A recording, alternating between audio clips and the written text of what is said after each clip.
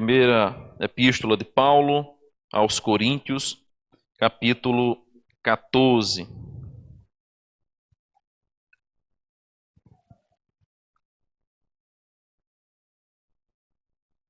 Primeira Coríntios, capítulo 14.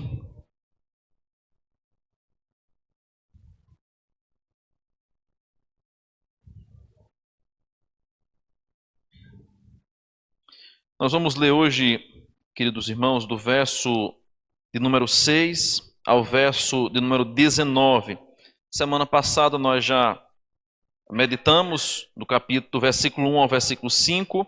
Hoje eu quero avançar um pouco mais até o verso de número 19.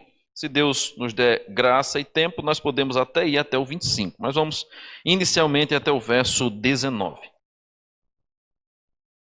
Todos acharam? Vamos ler de maneira alternada a palavra do nosso Deus. Diz assim a Bíblia Sagrada, versículo 6.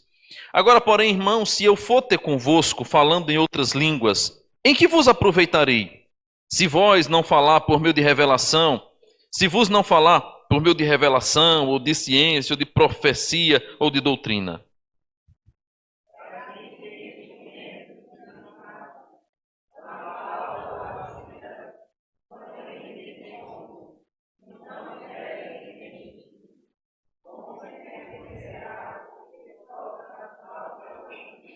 Pois também se a trombeta der sono incerto, quem se preparará para a batalha?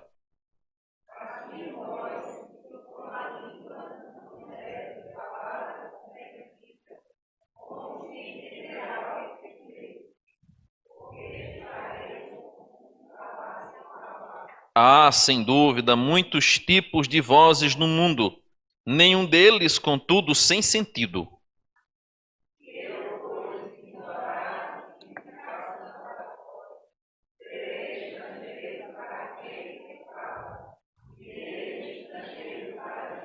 Assim também vós, visto que desejais dons espirituais, procurai progredir para a edificação da igreja.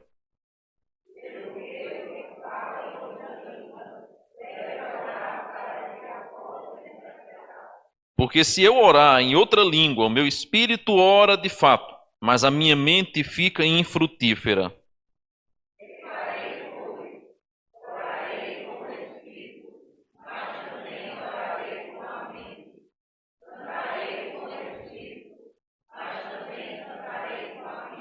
E se tu bendizeres apenas em espírito, como dirá o indouto o amém depois da tua ação de graças, visto que não entende o que dizes?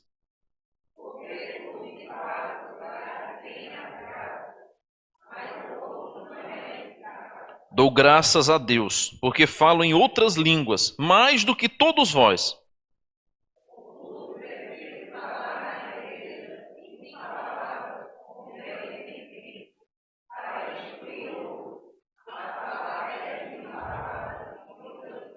Amém. Louvado seja Deus. Pai bendito, estamos diante da Tua palavra nessa noite com o nosso coração disposto a ouvir e a receber do Senhor a Tua santa proclamação. Por isso pedimos que nessa hora o Senhor venha abrir o nosso entendimento, abrir o nosso coração, para todos nós que estamos aqui nessa noite, aqueles que nos acompanham à distância, possam assim ser juntamente edificados pelo poder do Teu Santo Espírito. Fala conosco, Senhor. Essa é a nossa oração em nome de Cristo. Amém e amém. Um tempo atrás, quando ingressei no mundo acadêmico, eu me deparei com alguns teólogos bem renomados e bem conhecidos no meio reformado. Entre eles, o tão famoso John Piper, cujo nome é conhecido especialmente nas editoras evangélicas, que ele então é um escritor muito famoso também no meio reformado. Além de ser teólogo e pastor, ele escreve maravilhosamente bem sobre diversas temáticas teológicas, práticas e eclesiásticas para o dia a dia da igreja. Boa parte dos livros de John Piper são traduzidos de outra língua, mas para nós chega na língua que nós mesmos lemos e é tranquilo, é muito bom de ler. É um material que eu me apaixonei logo à primeira vista quando comecei a ter contato com o material dele lá para meados de 2010. Porém, lá em 2019, eu soube que ele estaria presente aqui no Brasil, estaria participando de uma conferência aqui no Brasil, lá em Campina Grande, na famosa Consciência Cristã. E eu que era leitor assíduo, sou, na verdade, leitor assíduo de John Piper, fiquei entusiasmado para conhecê-lo pessoalmente. Agora, eu leio John Piper há muitos anos e já é maravilhoso. Ouvi-lo presencialmente deve ser uma experiência extraordinária. E me organizei com minha esposa, já era casado nessa época, e fomos para Campina Grande participar daquela consciência cristã e ele veio pregar. Participamos da primeira devocional, que começa às 6:30 da noite, depois a primeira plenária, terceira plenária, John Piper. E nosso coração estava entusiasmado para ouvir aquele homem de Deus. Ele entrou. Logo em seguida entrou também um tradutor e começou o sermão de John Piper. E o entusiasmo de ouvir John Piper era tão grande que eu estava aguardando, de fato, começar o sermão e algo que eu entendesse melhor, né? E passou o tempo e ele falava e o tradutor traduzia, o tradutor não era muito bom e errava algumas palavras e perguntava a ele na hora da pregação o que é que ele queria dizer. E aquela coisa toda, passou 30 minutos de pregação, pensei que tinha passado 2 horas. E aí foi dando aquela decepção, porque eu criei tanta expectativa em ouvi-lo presencialmente que quando eu vi ele falando em inglês e eu sem entender nada, e o tradutor traduzindo ruim, eu disse, oh meu Deus, é melhor o livro, é melhor o livro. E nós participamos, foi uma bênção porque ele trouxe a mensagem bíblica, porém em nada supriu a minha expectativa. O problema jamais era ele, mas a minha expectativa por querer compreender um autor, um homem que prega em outra língua que eu não sei falar. E nós voltamos para Recife depois disso e eu disse assim, eu vou continuar comprando os livros em português e lendo em português que eu aprendo mais. Pois bem, aqui Paulo vai fazer uma pequena ilustração de como que, por vezes, nós podemos ser imaturos e infantis, e o versículo 20 vai confirmar exatamente isso, ao acharmos que dentro da igreja do Senhor, movimentos que não trazem edificação, que não constroem o entendimento da Bíblia Sagrada, são, por causa da sua maneira sobrenatural, algo divino, algo que deve ser exercido. E Paulo agora vai nos mostrar exatamente o oposto. Se nós não compreendemos, se nós não entendemos o que está sendo dito, é melhor que se fale pouco, mas que seja compreensível a todos, do que muito que não é compreensível. É quando então ele ilustra isso para falar sobre os dons espirituais, agora especificamente sobre o dom de línguas. Dom esse que estava causando um grande problema na igreja de Corinto. Vejamos que nós já observamos aí no versículo 1, versículo 5, que um outro problema no culto da igreja de Corinto era a manifestação desse dom espiritual por parte de muitos irmãos como evidência da ação sobrenatural do Espírito Santo, mas que na verdade estava tornando o culto numa bagunça. E Paulo vai dizer, irmãos, não é assim que se deve proceder na casa de Deus. Por isso então, que ele agora vai argumentar nesse parágrafo que começa aí no verso 6 e vai até o verso de número 12, é um segundo parágrafo desse texto.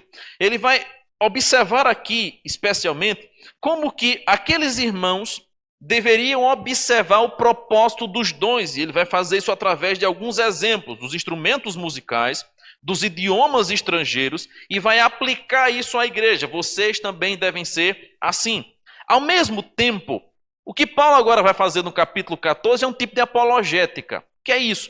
O apóstolo Paulo vai combater uma atitude errada que havia naquela igreja, expressando, ensinando a eles o que é certo. E veja que coisa curiosa.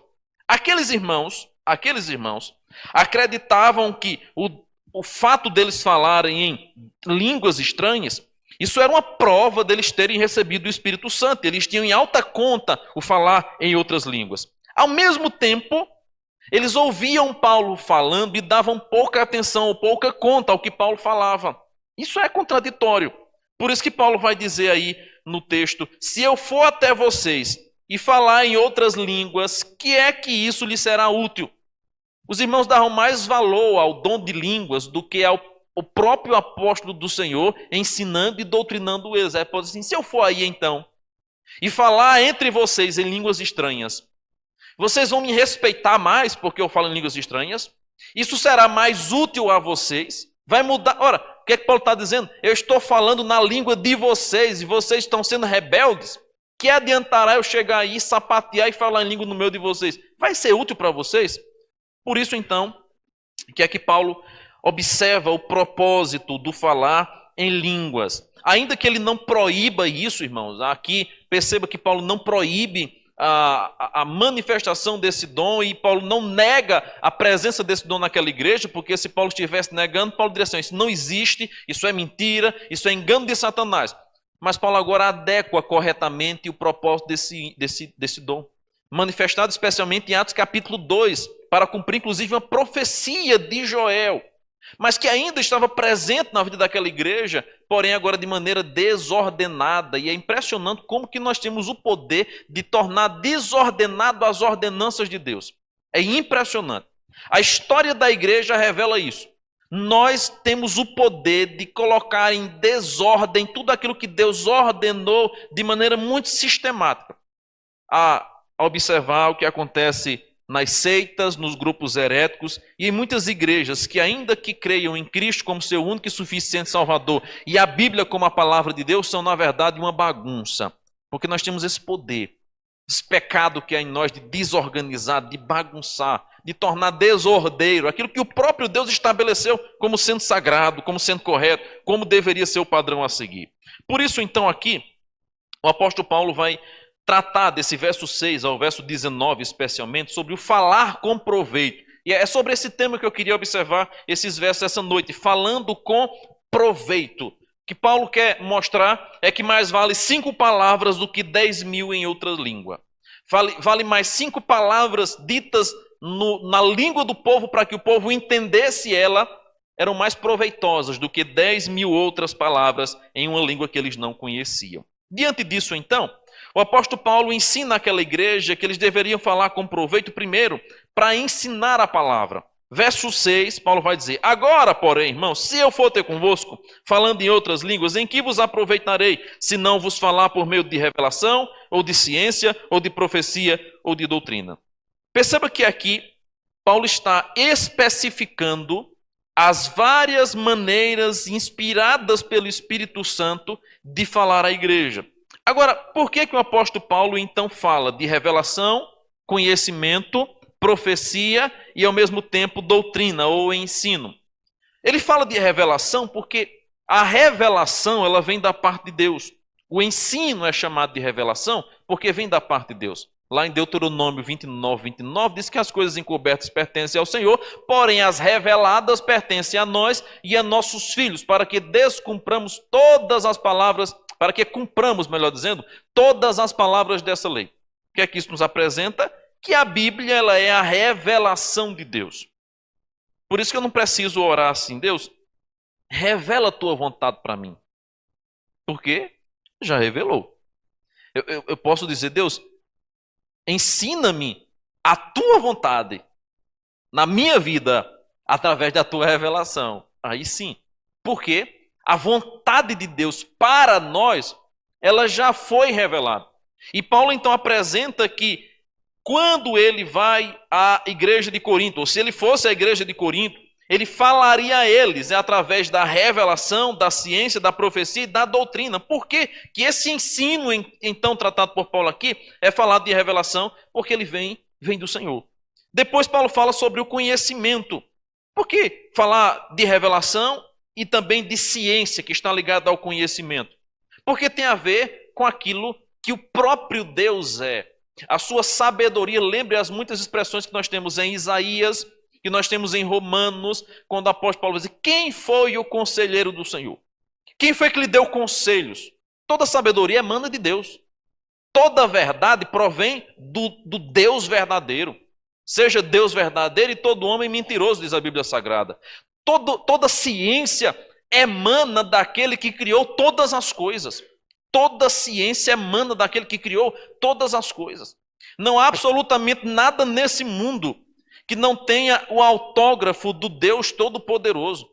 Essa semana, conversando com a cardiologista nesse período agora preparatório para a cirurgia de Benjamin, e ela explicando a nós como seria feito o procedimento cardíaco, a primeira parte, depois a segunda parte, e ela disse, olha, nós vamos ter que parar o coração dele, e quando parar o coração dele, nós vamos ligar uma máquina, e essa máquina vai fazer com que o coração dele funcione de maneira externa, digamos assim, um coração robótico, que vai operar por fora, e nós vamos trabalhar no coraçãozinho dele. Depois que terminamos a cirurgia, nós reanimamos e trazemos o fluxo de sangue para dentro, e o coração dele vai voltar a funcionar.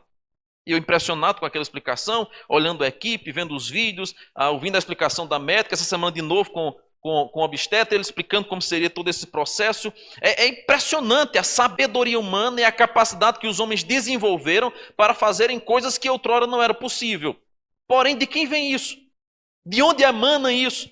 Daquele que criou todas as coisas, daquele que criou absolutamente tudo. Então a Bíblia trata da revelação de Deus, do conhecimento de Deus, também como ciência de Deus. A Bíblia Sagrada, a revelação da vontade de Deus, ela é ciência para nós. Então, a revelação, a ciência porque vem de Deus, mas também a profecia. Por que Paulo fala sobre a profecia, versículo número 6? Revelação ou de ciência ou de profecia? Porque quando ele usa a expressão profecia, ele está falando da parte de Deus, e era isso que os profetas do Antigo Testamento falavam. Assim diz o Senhor. O profeta fala do alto, da parte do alto, da parte do Senhor, para que então ele termine dizendo, ou de doutrina, que é a mesma coisa de ensino, por causa do caráter. Então, revelação, conhecimento, profecia e ensino. Revelação porque vem de Deus, conhecimento porque tem a ver com a ciência de Deus, profecia porque fala da parte de Deus, do alto, e ensino porque revela o caráter. Essa é a doutrina, é o que rege, é o que normatiza a vida da igreja. De modo que, quando se trata de ensinar ou de falar com proveito na igreja, os dons devem ser para o ensino, E esse aqui especificamente deveria ser para o ensino da palavra. Mas em segundo lugar, do verso 7 ao verso 11, esse bloco maior agora, Paulo vai nos mostrar que falando com proveito na igreja, além do ensino, deveria também ser para o direcionamento da igreja. Por isso que ele agora vai utilizar de elementos comparativos. É assim que instrumentos inanimados como flauta, cítara, quando emitem sons, se não derem bem distintos, como se reconhecerá o que se toca na flauta ou na cítara? Havia um programinho no passado, eu não lembro de qual programa, de qual TV era, de qual canal, qual era o apresentador. Mas eu lembro que era assim, qual é a nota, né? E passava, não lembro se era no domingo, eu sei que tinha um programa, qual era a nota. Eu lembro que assistia às vezes esse programa, pronto, é isso aí, obrigado. E aí dava só uma nota. Aí as pessoas que entendiam bem da música, né, batiam o sino e dizia. Quando não conseguia, dava uma segunda nota. Mas pense bem, o camarada que estava dando a nota da canção deveria ser muito bem afinado, né? Além dos ouvidos estar bem atentos à nota que era dada, mas aquele que tocasse ali, se não tocasse direito, nunca jamais que seria entender que música era a referência. Paulo vai dizer, se não se dá um toque corretamente na flauta, na cítara, se não emitir o som corretamente, como se reconhecerá o que é que está se tocando? Aqui o apóstolo Paulo está apresentando então que para usar os dons espirituais na igreja, além do ensino, o direcionamento é estabelecido pelo Senhor. E aqui ele vai utilizar então instrumentos musicais, versículo 7, a trombeta, versículo 8, e uma conversa interpessoal do versículo 9 ao versículo 11. Quando Paulo fala sobre a trombeta, Paulo aqui utiliza o elemento da batalha, pois aquele que está à frente da batalha deve orientar corretamente, dando os toques que preparem todo o batalhão para irem, pararem ou para guerrearem, independente da situação. Mas aí ele fala do verso 9 ao verso 11 sobre essa conversa interpessoal. São três ilustrações que o apóstolo Paulo utiliza aqui. E quando chega no verso 9, Paulo vai dizer, se com a língua não disserdes palavra compreensível, como se entenderá o que dizes? Porque estareis como se falasseis ao ar. E ele vai dizer, há muitas vozes no mundo, mas todas elas contudo ou nenhuma delas, melhor dizendo, sem sentido. É quando Paulo fala sobre aquilo que, por exemplo, o Salmo 150 expressa: todo ser que respira, louve ao Senhor. Até mesmo o som dos pássaros louvam e exaltam o nome do Senhor. E Deus criou sabiamente todos os animais, até mesmo os insetos, com sons específicos, não sem propósito, mas com uma finalidade. Quem aqui já não ouviu dos mais antigos, inclusive, previsão de tempo pelo canto do vem-vem? Previsão de chuva, previsão de estiagem, ou até mesmo o anúncio de algum grande animal ou de uma cobra pelo cantar de um pássaro. Ora, quem já viveu na zona rural sabe muito bem disso, está andando no meio do mato, tem alguns pássaros que emitem sons quando vê, por exemplo, uma cobra, uma raposa. Deus cria até mesmo os animais, que são seres que não têm racionalidade como nós, mas com um propósito definido. O ressoar do latido de um cachorro, para anunciar, para espantar, para proteger. Ora, nada é sem propósito, nada é sem sentido. Paulo está dizendo, se Deus fez assim com os seres, se Deus fez com que as muitas vozes que há no mundo tenham um propósito, por que na igreja, no culto ao Senhor, vocês vão falar aleatoriamente, sem entender o que se diz? Em que isso vai edificar vocês?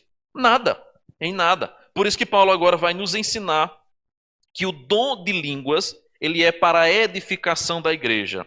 Terceiro lugar, para edificar a igreja, verso 12 ao verso de número 14. Assim também vós, assim como os instrumentos, assim como a trombeta, assim como as muitas vozes no mundo, assim também vós, visto que desejais dons espirituais, procurai progredir para a edificação da igreja. Progredir para a edificação da igreja. E aqui desses versos 12 a 14, o apóstolo Paulo vai trazer algumas lições que nós precisamos observar para que aquilo que ele vai falar do 20 ao 25 seja melhor compreendido. Primeiro, Paulo vai dizer no verso 12 que os dons devem ser desejados, e a igreja desejava isso. Veja que curioso, havia um desejo, uma busca na igreja de Corinto por dons espirituais, e a gente já viu aqui que não é pecado a gente orar pedindo que Deus nos capacite, não é pecado a gente orar pedindo que Deus nos dê habilidade, não é pecado a gente orar pedindo que Deus nos dê aptidão. É bem verdade que Deus vai dar de maneira distinta o mesmo dom que Ele dá a mim, talvez Ele não possa dar a você, e assim vice-versa, mas Ele ouvirá nosso clamor, ouvirá a nossa oração e vai suprir as necessidades da igreja. Uma das coisas mais extraordinárias que nós encontramos na Bíblia Sagrada e na história da igreja, na vida prática da igreja, é a maneira pela qual Deus supre as necessidades dela. Por amor à igreja, por zelo à igreja, o próprio Deus se encarregará de levantar pessoas para irem assumindo as funções. Haverá sempre uma escassez, porque o próprio Cristo disse: orai ao Senhor da seara que manda trabalhadores. Grande é a seara e poucos são os trabalhadores. Sempre vai faltar gente na igreja para trabalhar, sempre. Porém, o Senhor da seara é o mesmo que providencia os seus trabalhadores. Então, aquilo que eu falei lá atrás, no início dessa série, a igreja ela é de Deus. E a única pessoa que não pode faltar na igreja é Deus. O músico pode faltar, Deus vai mandar outro. O pastor pode faltar, Deus vai mandar outro pregador. O líder lá do ministério se abusou, se zangou, abandonou o ministério, Deus vai se carregar de mandar outro. Ah, o irmão que contribuía financeiramente com aquela obra, se zangou com a igreja, com o pastor, com o conceito, eu não vou mais contribuir com nada. Não, Deus vai mandar outro. Porque a igreja não é nossa, a igreja é dele. Nós somos importantes? Claro. Óbvio, Deus nos chamou para fazermos parte do seu rebanho, juntos do seu grupo, daqueles que são suas ovelhas, melhor dizendo. Mas é bem verdade que Ele, por ser o dono, por ser o cabeça, por ser o Senhor, é Ele que providencia tudo. De modo, então, que a igreja pode desejar os dons espirituais, não há nenhum problema nisso, porém, esses dons devem ser bem usados, e a parte B do verso 12 vai dizer assim: procurai progredir para a edificação da igreja. Qual é o seu dom? Eu já fiz essa pergunta aqui e já falei sobre alguns dons espirituais.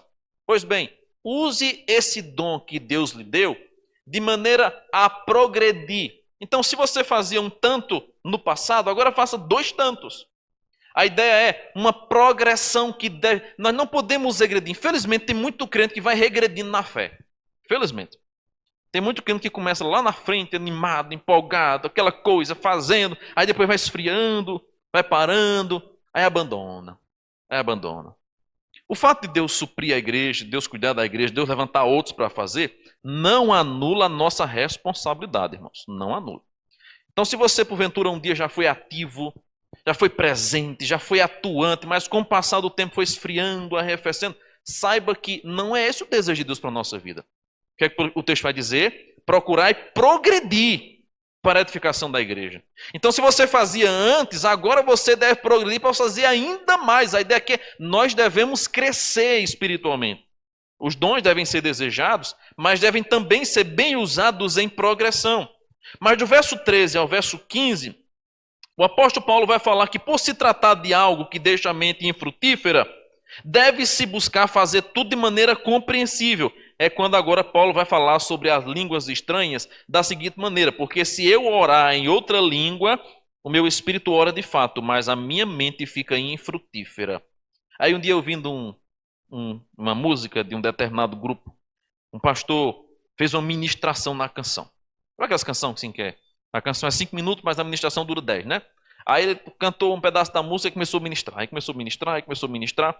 E lá para as tantas ele começou a dizer: deixe sua mente ficar infrutífera, deixe sua mente ficar infrutífera. Agora só fale em línguas, deixe a mente ficar infrutífera, não se preocupe com nada, não pense em nada. Deixe a mente infrutífera, deixa fluir que o Espírito vai agir.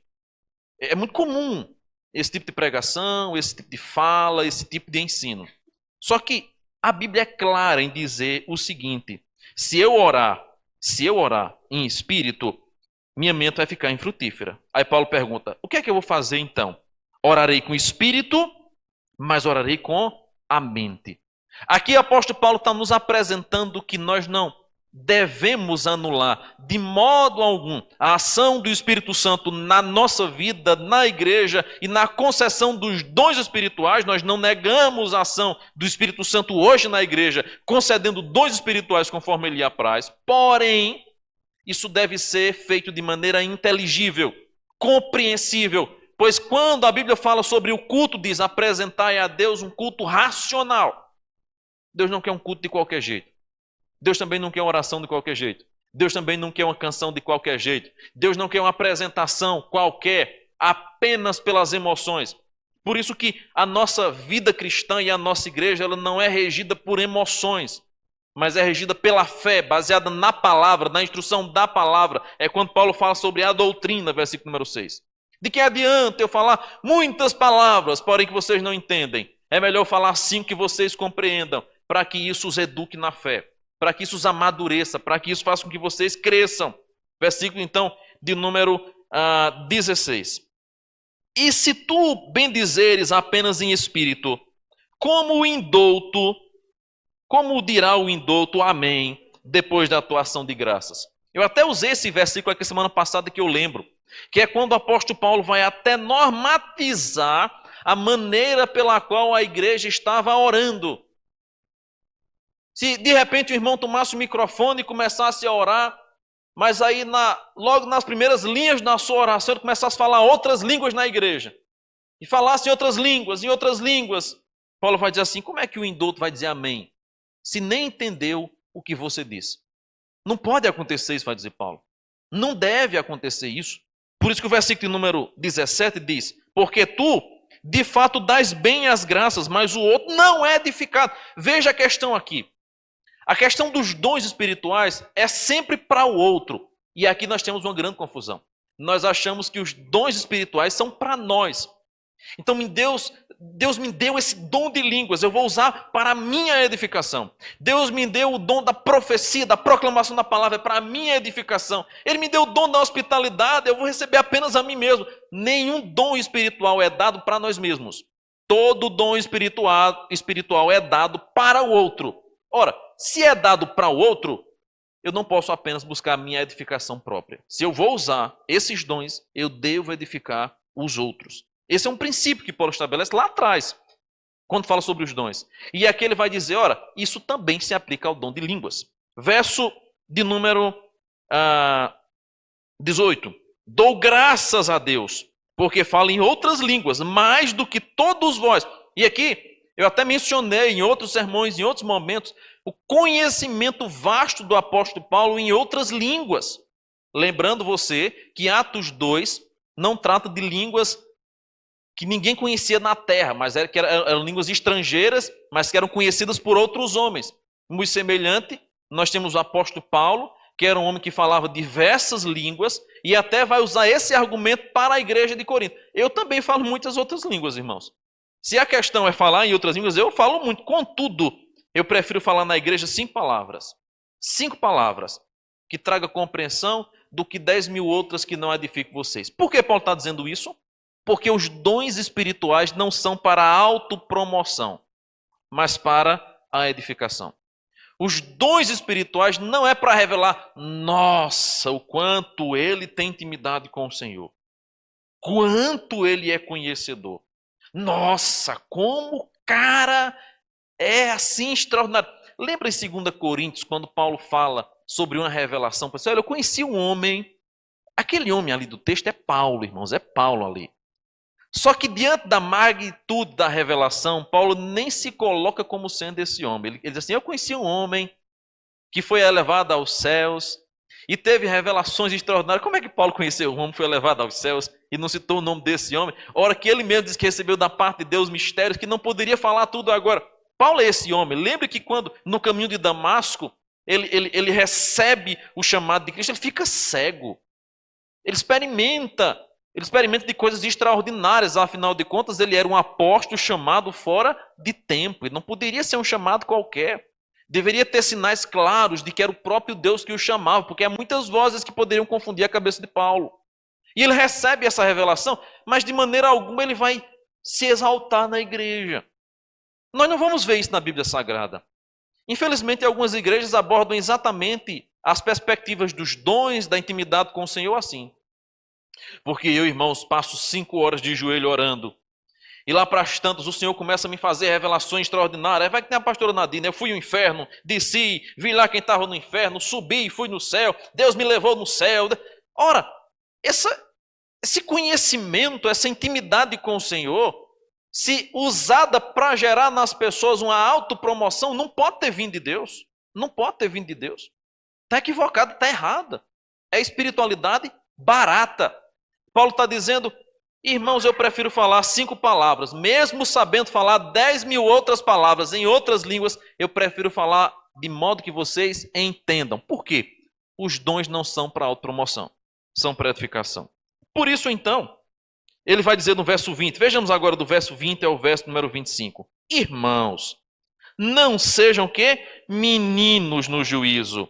Na malícia, sim, sede crianças. Quanto ao juízo, sede homens amadurecidos. Na lei está escrito, falarei a este povo por homens de outras línguas e por lábios de outros povos, e nem assim me ouvirão, diz o Senhor. Uma referência clara do que aconteceu em Atos 2.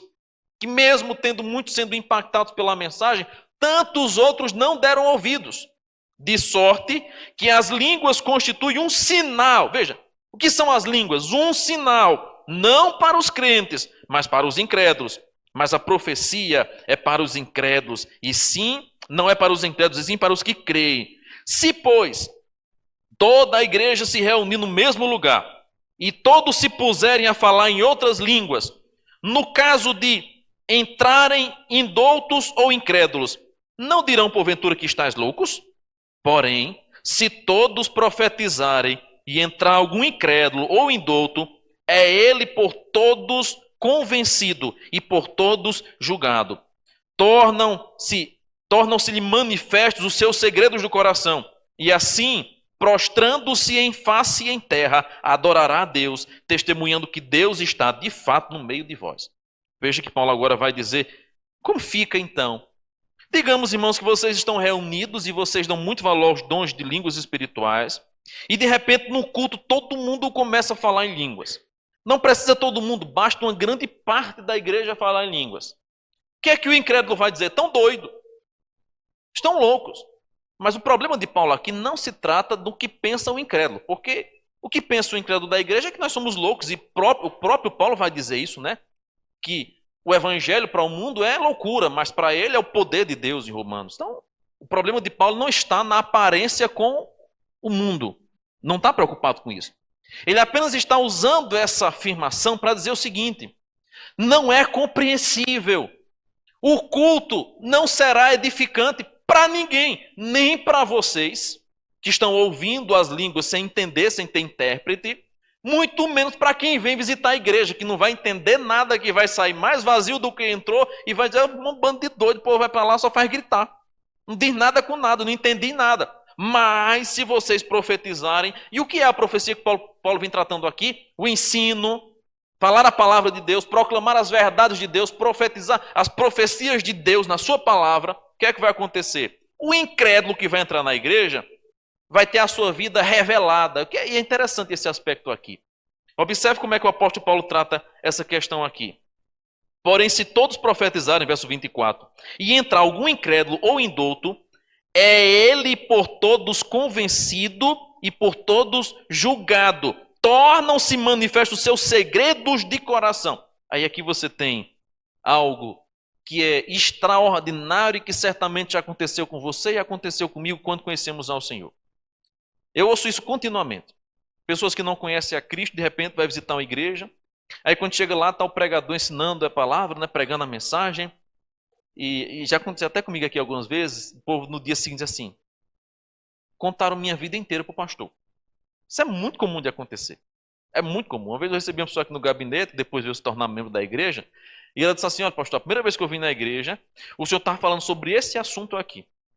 E assim, eu sinceramente jurei que alguém tinha vindo contar ao senhor a minha vida, e no dia que eu cheguei na igreja que o senhor pregou, parece que o senhor estava contando assim, a minha vida lá no púlpito. Só que o senhor não me conhecia, nem eu conhecia o senhor.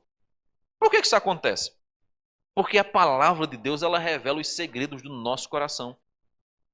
Ela mostra o nosso pecado, a nossa pecaminosidade, mostra as nossas falhas, os nossos erros, aonde nós precisamos melhorar, aonde nós precisamos aprimorar. Então, o Espírito Santo, de fato, revela pela palavra a vontade de Deus para a nossa vida, ensina, melhor dizendo, aquilo que Deus revela na sua palavra. De modo que Paulo vai dizer: se o incrédulo entra na igreja e vocês estão profetizando, e aqui depois ele vai dizer como é essa profecia também. Não é todo mundo de uma vez só também, não. Vocês estão pregando, ensinando, trazendo profecia para a igreja. O incrédulo vai ter sua vida descortinada pela palavra do Senhor e vai se arrepender dos seus pecados, vai prostrar-se em terra e vai confessar que Jesus é o Senhor e vai se arrepender dos seus pecados. Aí Paulo coloca numa balança assim: o que é mais proveitoso? O que é mais proveitoso? Falar em línguas ou profetizar? Nessa balança Paulo vai dizer: a profecia pesa de maneira incomparavelmente maior com o dom de línguas. Ele não nega esse dom, porém ele vai dizer: no culto ao Senhor, na reunião da igreja, deem lugar à profecia, deem lugar à Bíblia, à palavra de Deus que é revelada, ela é a revelação.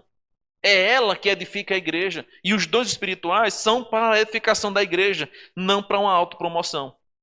Por isso, então, que o capítulo 14, então, consiste numa tratativa, ou na maneira pastoral do apóstolo Paulo tratar aquela igreja que estava enfrentando tantos problemas. O que é que isso significa para nós ainda hoje? Que o culto, que as nossas reuniões, devem ser também para a edificação. Na igreja presbiteriana do Brasil, nós não temos muito esse problema com as línguas. Nós não temos muito esse problema porque isso é uma questão muito antiga, é muito bem ensinada e nós somos até conhecidos por sermos uma igreja fria, porque não temos barulho, bagunça, ninguém chuta cadeira, se chutar eu chamo os diáconos para tirar para fora. É tranquilo, é tranquilo. Aqui nós não dividimos o púlpito com o diabo. Vocês conhecem algumas igrejas que o pastor divide o púlpito com o diabo. O pastor prega uma parte e o diabo prega a outra, né? Ele dá a oportunidade para o diabo manifestar-se, pergunta de onde vem, para onde vai, o que é que ele faz, o que é que ele gosta de fazer. Tem até entrevista a Satanás. Aqui não. Aqui nós pregamos a palavra e queremos saber o que é que Deus diz. E aí eu gosto muito quando Augusto Nicodemos vai dizer que a melhor maneira de repreender Satanás é expondo a palavra. Onde Paulo chegava pregando a Bíblia, o diabo ia embora. Porque diante da palavra de Deus, o pai da mentira não pode permanecer. É a palavra de Deus que é poderosa para revelar, para descortinar, para de fato expulsar tudo aquilo que é torto. Por isso que aqueles que são fogo de palha, aqueles que não são de fato convertidos pelo Senhor, não resistem ao poder da palavra. Não resistem. Há muitas pessoas que se chegam na igreja pelo ímpeto, pela emoção, por um sentimento, pelo momento, mas quando começam a ouvir a palavra se sentem incomodados. Elas querem ser abraçadas, elas querem ser alimentadas. Veja aí o escândalo que está acontecendo. O Brasil é o país do escândalo, né? Quando a gente pensa que viu um grande, aí vem um maior. Aí quando a gente pensa que aquele maior, o maior de todos, aí vem outro ainda maior. Pessoas envolvidas com esse banco master, com todo esse escândalo aí, até que se dizem crentes. Pessoas que pegavam o dinheiro da corrupção e, se brincar, davam até o dízimo do dinheiro da corrupção. Se brincar, até investiam, não sei como foi, ainda está sendo investigado. Eu espero em Deus que Deus cuide do nosso ministro, que é pastor também de nossa igreja, para que seja feito o que é correto. Mas o fato é que existem muitas igrejas e muitas pessoas que professam o nome do Senhor, que usam a Bíblia debaixo do braço, que gostam do movimento, mas que nunca tiveram a compreensão da palavra. E no dia que entrarem numa igreja que prega a palavra, elas não ficam. Por quê? A melhor maneira de expulsar Satanás é com a pregação da palavra. E é exatamente onde a mentira não pode prevalecer. Por isso que o apóstolo Paulo vai ensinar àquela igreja como eles deveriam se portar. Mesmo que nós não tenhamos esse problema mais aqui, nós devemos lembrar então, hoje, qual é o propósito das nossas reuniões. E aqui eu fico pensando como que nós deveríamos aplicar esse texto, não apenas para combater movimentos estranhos e alheios dentro da igreja, mas como também nós devemos nos comportar quando nós nos reunimos para cultuar ao Senhor. Na igreja, nos lares, nas reuniões da SAF, dos jovens, dos adolescentes, dos homens, seja lá qual for o grupo. Quando nós nos reunimos, nós devemos fazer isso para a edificação. Para a edificação. Infelizmente, às vezes, a igreja tem suas programações, tem suas atividades, e essas programações que deveriam servir de edificação, servem de contenda, de conflito, de debate político. E isso, ao invés de edificar, traz prejuízo. Traz prejuízo. O problema não é a língua, conforme Paulo vai nos apresentar aqui. Nosso problema aqui não é a língua que Paulo apresenta, mas é a maneira pela qual nós nos reunimos. Qual é o propósito de nossa reunião? Será que quando o incrédulo nos visita, ele é edificado? Será que quando nós fazemos um culto no lar e convidamos alguém que não é crente, e ele vê a nossa maneira, ele vê a nossa reunião, ele é edificado? Devemos lembrar, irmãos, que nossas reuniões, que nossos cultos, que a nossa vida deve ser para a edificação. E ainda que o problema não seja de línguas, mas a intenção, a atitude, a maneira pela qual nós servimos, adoramos o Senhor e cultuamos a Ele em comunidade, é também uma forma de testemunharmos o nosso temor ao Senhor. Por isso que nós deveríamos ser mais zelosos com as nossas reuniões. Conforme me lembra sempre a irmã de Norá, mais reverentes em nossas reuniões. De maneira que nós saibamos nos portar diante do Todo-Poderoso. E quando fazemos isso, fazemos para a glória do Senhor. Para estarmos em conexão com o Senhor. Tem gente que vem para a igreja só para... Eu acho que é só para vir mesmo assim. Só para assim, eu não tenho o que fazer hoje à noite, eu vou para a igreja. Aí fica Graças a Deus aqui esse problema é muito pouco, mas às vezes eu visito algumas igrejas e eu fico assim impressionado. Eu fico abismado, né? O pessoal na igreja, aí o corredor da igreja nunca para quieto assim. O pessoal levanta de instante em instante. Distante, instante, distante, instante, distante, instante. Eu acho que nunca não toma tanta água, nunca toma tanta água na semana quanto durante um culto à noite. Né? Eu vejo até uns memezinhos engraçados, né? Quando eu chego na igreja, parece que eu lembro que eu posso ter problema nos rins. Aí a vontade de estar tomando água é contínua, né? Parece que eu passei o dia tomando água, aí no banheiro, aquela... Irmãos, por favor, não se omita de beber água e de ir no banheiro achando que eu vou reclamar. Jamais.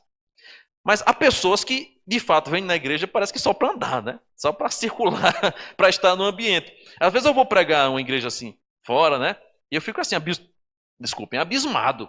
Porque o pessoal faz até círculo de comunhão ao redor do filtro, ao redor do banheiro. E é uma coisa assim, meu Deus do céu, parece que o povo está assim, no shopping, né? Passeando. As nossas celebrações, as nossas reuniões, é para que nós estejamos conectados com o Senhor. Para a edificação. Para a comunhão, mas sobretudo para que nós possamos receber de Deus a orientação dele para a nossa vida. O tempo que nós temos na igreja é muito pouco se comparado ao tanto de tempo que nós temos lá fora. Só são 2 horas. O máximo que nós passamos no culto à noite, no domingo, o máximo que nós já chegamos a passar aqui, foram 3 horas, o máximo. Começando o culto atrasado para terminar de 9, o máximo que dá é 3 horas de culto, o máximo que dá. Mas a não ser, é 1h30, 2, no máximo, no máximo. É muito pouco tempo que nós temos para estar em comunhão com Deus, com os nossos irmãos. Claro que você pode ter comunhão com Deus em casa, mas na presença do Todo-Poderoso, com a congregação reunida, a Bíblia sempre trata como sendo uma reunião diferente. Sempre trata como uma reunião diferente. Porque é um local onde nós nos deparamos com as vozes, as muitas vozes da adoração, e percebemos a grandiosidade de Deus, que é meu e é nosso. Do Deus que age nos meus louvores, do Deus que atende às orações do seu povo, do Deus que habita na congregação dos santos. Por isso que essas reuniões devem ser para edificação. E que nós possamos, então, com isso, aprendermos que tudo aquilo que o Senhor nos dá e nos ordena deve ser feito de maneira ordeira, para edificação, para a glória do Senhor e para o crescimento espiritual. Lembra quando Paulo vai dizer lá em 1 Coríntios 11, quando fala sobre a ceia do seu irmão? Vocês estão se reunindo não para o bem, mas para o mal. E eu preguei um sermão aqui. Quando que a igreja pode fazer mal? Todas as vezes que nós perdemos a centralidade da palavra e de Deus no culto, ao invés de nos reunirmos para o bem, nós nos reunimos para o mal. Quando a gente vem para a igreja, e ao invés de sairmos da igreja edificados, alimentados, confrontados pela palavra, nós saímos chateados, nós saímos zangados, enrixados com os irmãos por assuntos paralelos que foram tratados antes ou depois do culto, a reunião não fez bem, fez mal. E não foi para isso que nós viemos aqui. Nós viemos aqui para sermos cheios do Espírito Santo de Deus, para sermos alimentados pela palavra do Senhor, para estarmos em comunhão com Deus, para enfrentarmos esse mundo tenebroso, para que quando for amanhã, 7 horas da manhã, você tem que sentar talvez do lado de uma víbora no seu trabalho, que está tentando tomar o seu lugar, que está tentando passar a perna em você, que gosta de fofocar, que gosta de ver coisa errada.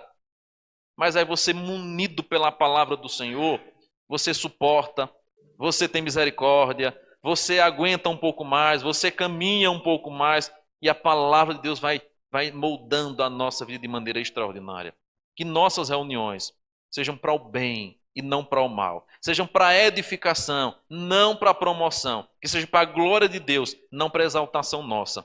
É isso que Paulo vai nos orientar quando fala até mesmo sobre os dons espirituais. Que Deus nos ajude e nos abençoe em nome de Cristo. Amém. Amém. Vamos ficar em pé? Nós vamos orar nesse instante. Vou convidar o grupo de louvor a se preparar para cantar um canto. Muito obrigado, Deus, pelo teu ensino revelado em tua santa palavra. Nos edifica, faz com que sejamos cada dia mais adoradores obedientes, tementes e reverentes à tua santa e poderosa presença. Continua edificando a tua igreja, continua edificando o teu povo, não com barulhos e sons, mas com a voz clara que emana da tua santa palavra, porque tu és o pastor que orienta, que conduz as tuas ovelhas, o teu rebanho, a pastos verdejantes. E como a ovelha ouve a voz do seu pastor, nós queremos ouvir a tua clara e santa instrução, para que sejamos assim guiados aos mananciais de água, aos pastos verdejantes, a tua santa e poderosa presença, pois nós não temos para onde ir, pois só tu tens as palavras de vida eterna. Nós oramos assim, meu Pai, em nome de Cristo Jesus. Amém e amém.